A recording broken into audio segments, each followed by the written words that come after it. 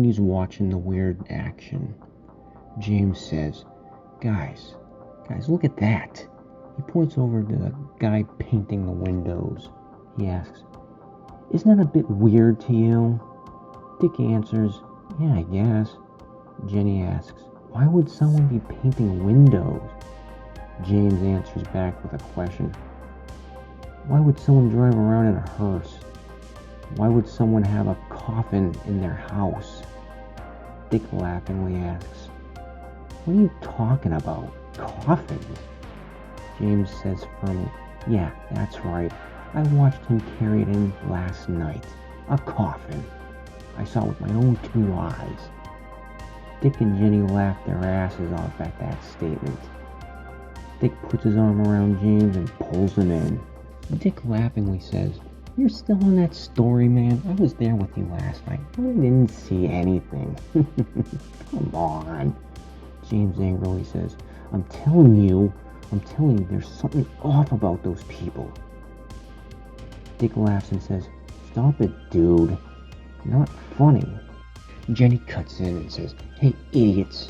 Rex and Sherry are dead, and you're arguing about some stupid shit like that? Stuff that has nothing to do with this situation? Stuff that doesn't matter? James nervously says, Jenny, I think those new people might have been involved. Dick laughs his ass off yet again, which causes the creepy-looking guy who's painting the windows to turn his head to look at them. Dick spots the guy and he calls out asking, Yo, did you kill those 2 kids last night? We want to know. The creep groans, places the paintbrush down, and walks for the front door. Jenny slaps Dick on the shoulder twice. Dick says, Hey, a little violent, aren't we, Jenny? Jenny replies caustically, Fool.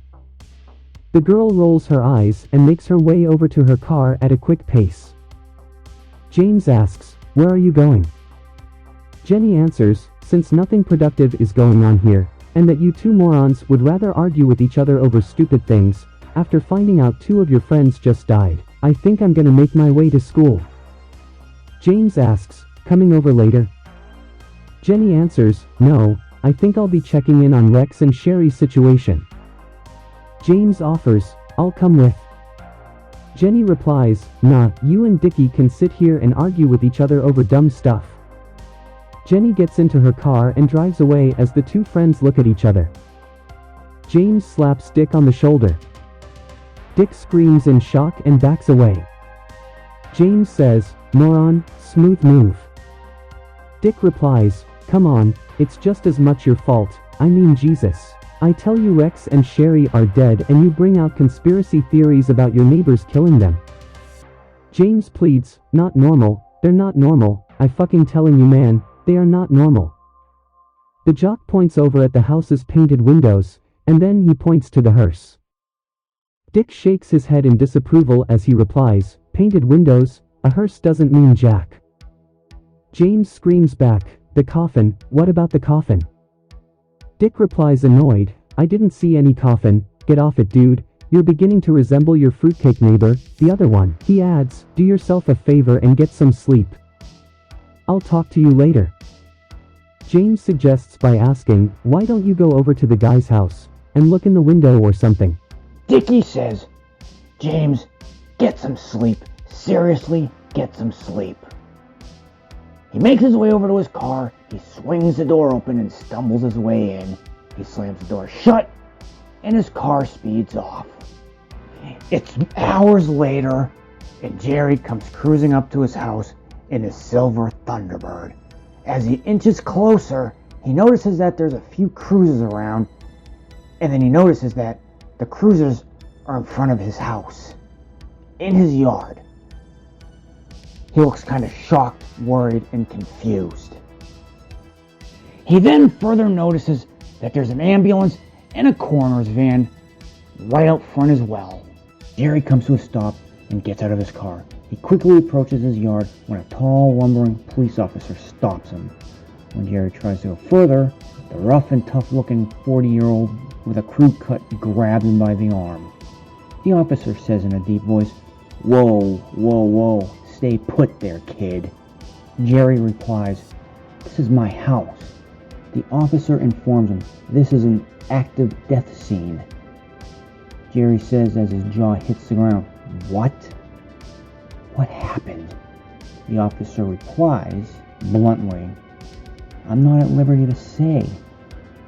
Jerry screams out, "This is my fucking house. Just please, for the love of all things good, what the hell fucking happened?" The officer reluctantly answers back, Okay, since this is your house, I'll give you this.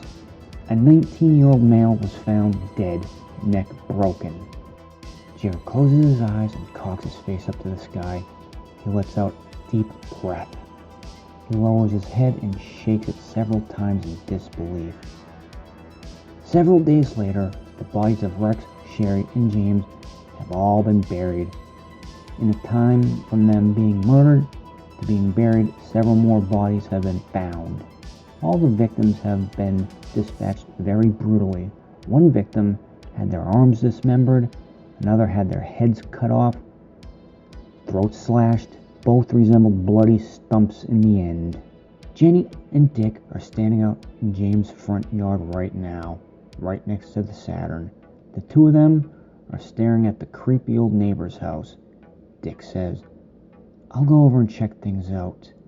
Jenny asks, "You think it'll be wise?" Dick answers, "Wise or not, it's something that should be done." "I mean, come on. 3 of our friends are dead. James thought it was those creeps over there involved with Rex and Sherry's death, and then he ends up dead next." Jenny says in a confused manner, "I just don't see." Dick cuts in by saying, "Look, I don't give a shit what anyone says. James did not have an accident." Jenny asks in a panicked tone, "But why would they kill him?" Dick answers, "Maybe because I yelled at one of them. I don't know. Who knows? Maybe because they thought James was on to him. I don't know." Dick starts to walk down the street towards the creepy neighbor's house. Jenny asks, "You're gonna go spy on the guy?"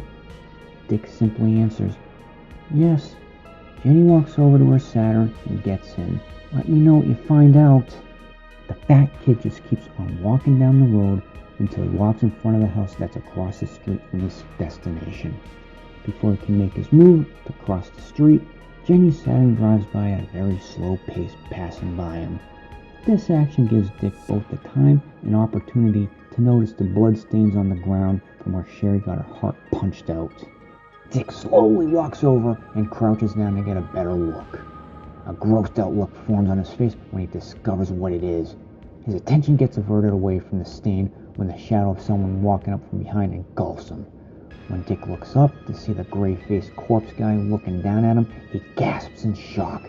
The ghoulish-looking guy, who's letting out a gag-inducing stench of death, clobbers the kid with a heavy-handed right fist, knocking some teeth out of the victim's mouth in the process. 3 of Dick's front teeth, along with some blood, shoots out of his mouth as he collapses to the ground in a hard, sickening thud-induced smash. The ghoulish guy picks Dick up like he was just a sack of potatoes and carries him over to the house.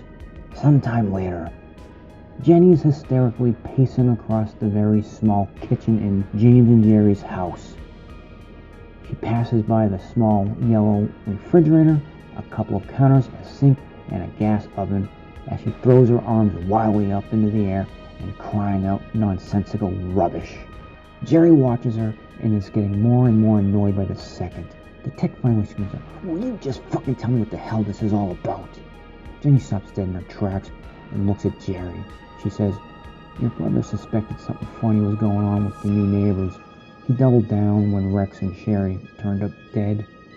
And on that same day, he himself was..." Jerry replies, "Okay, now we're getting somewhere. I don't see where, but..." Jenny finishes up what she wants to say by informing Jerry, "Dick went over to check out the place today. Now he's missing. I haven't seen or heard from him since this morning. His car is still parked across the street from your house." Jerry stands up and makes his way for the garage. Jenny cries out, "Where are you going?" Jerry replies without even looking back at her, I'm gonna grab a weapon or something, and I'm going over to that stupid fucking shithouse, and I'm gonna check things out myself. He finishes up before exiting out into the garage. Something is going on over there, and I want to know what the hell it is. Jenny pleads, I'm coming with you. The girl rushes over to the garage door and quickly follows Jerry. It's not long before Jerry storms over to his new neighbor's yard. He's quickly followed by Jenny, who's grabbing at him, trying to get his attention. She finally manages to grab hold of his arm, right as he's about to step foot onto the creepy neighbor's yard. Jerry stops, and Jenny bumps into him. He quickly spins his head around to face Jenny and silently yells at her in an angry tone. "Will you stop?" he adds. "You're going to get us killed. Maybe." Jenny says in a frightened tone, "I don't think we should do this. Let's just call the cops." Jerry shakes his head and asks, "And what? Tell them that these guys might be murderers?" He answers his own question, "No." Jerry enters the yard and heads over to the house, and Jenny quickly follows. They quickly come across the first two windows, which are painted black. Jerry looks at the entire front of the house to see all the windows are painted black. Jerry says in a soft, dry tone, "Shit." He turns his attention to the side yard, which is blocked off by a 6-foot-tall wooden fence. He makes his way over to the fence as Jenny turns her head to face the setting sun. Jenny slowly makes her way over to Jerry as she continues looking at the sunset. She says in a scared tone, "I think we should probably wait till tomorrow." When she doesn't get an answer, she turns to face Jerry, who is already at the top of the fence and crouched over ready to jump down the other side. Jenny says, "Jerry." Jerry jumps down into the backyard. As he lands on his feet, he quickly makes his way over to the nearest window, which is painted black. Jerry says in a pissed off tone, "These people are fucking wackos." Jerry gets grabbed from behind and spun around to come face to face with the creep ghoulish green-faced zombie-like goon. The tech's eyes widen in horror and quickly reaches into his pants pocket. The creature slaps Jerry in the face and shoves him to the ground. The ghoul stomps his way over to Jerry, who at this point is crawling away while trying to pull out a weapon he had stuffed in his pants. The brain-dead creep gargles and groans as he inches closer to Jerry. The ghoul reaches down and grabs him by the throat. Right before he yanks his next would-be victim up off the ground, Jenny comes rushing from behind, smacking and slapping the creep. The walking meatloaf spins around to face Jenny and gives her one clean shove, sending her flying into the nearby fence. The creep slowly staggers over to Jenny, allowing Jerry to get up. He wastes no time pulling out his weapon, which happens to be a giant wrench. The corpse grabs Jenny, who at this point is screaming for help, by the throat. This cuts off her screaming, and the only sound she can make is that of a choking sound. The creepy zombie-looking man cocks his fist back, and right before he can deliver a fatal blow, Jerry smashes the creature in the head repeatedly. With each blow, the creep's head caves in more and more, but the weird thing is, with each wound he gets, blood doesn't pour out, brains don't splatter, and there's no skull chips. The only thing that comes out of his head is dirt. With one final blow from the wrench, the creature hits the ground. There's nothing left of the thing's head but a pile of flesh and dirt. Jerry and Jenny look at each other, horrified for a moment. Jerry says, "My brother was right." Jerry spins around and makes his way for the blackened windows. Jenny very quickly joins him. Meanwhile, Dick is slumped over in a giant golden cage, which is located in a dark and empty, smelly and dirty room. The stench of wet dog hits him like a ton of bricks. The fat kid coughs and gags from the smell. He raises his head when he spots a shadowy figure standing in the darkness. Whoever or whatever it is starts to pace around a bit. Loud footsteps are heard, echoing throughout the room as the beast moves about. The Frankenstein Wolfman beast monster steps out from the shadows, this completely shocking Dick to near tears. The beast monster howls out and then screeches in a deep macho voice, "Welcome to your final feast, fat boy." He starts to laugh in a wolf-like howl and says with a bit of humor, "Though bad news for you, you're the one on the menu."